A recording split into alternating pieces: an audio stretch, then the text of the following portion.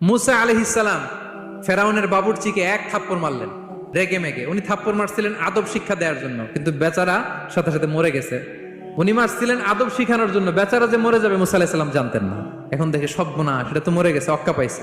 উনি দিলেন দৌড়। মুসা আলাইহিস সালাম দৌড়াতে দৌড়াতে প্রাণ ভয়ে চলে গেলেন আরেক সীমান্তে, মিশর ছেড়ে আরেক এলাকায়। যে দেখে কিছু লোক ধাক্কাধাক্কি করে তাদের উটগুলোকে পানি খাওয়াচ্ছে, আর দুইটা মেয়ে পাশে চুপ করে বসে আছে। উনি বুঝতে পারলেন মেয়েগুলো ইয়াং ছেলেদের সাথে ধাক্কাধাক্কি করে টিকতে পারবে না। উনি এগিয়ে গেলেন, বললেন তোমরা পানি খাওয়াবা ওটদেরকে? হ্যাঁ খাওয়াবো, আসো। উনি ওটগুলো নিয়ে সবাইকে সরিয়ে পানি খাইয়ে দিলেন, মেয়েরা চলে গেল।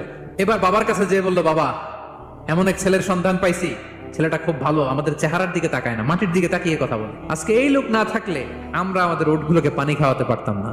আর ভিনদেশী লোক আমরা চিনিও না। ইন্না খায়রা মান ইস্তাজারতাল কবিয়ুল আমিন। বাবা কাজ করেন, আমাদের তো রাখাল লাগবে, আমাদের দেখভাল করার জন্য তো একজন সুপারভাইজার দরকার, এই ছেলেকে আপনি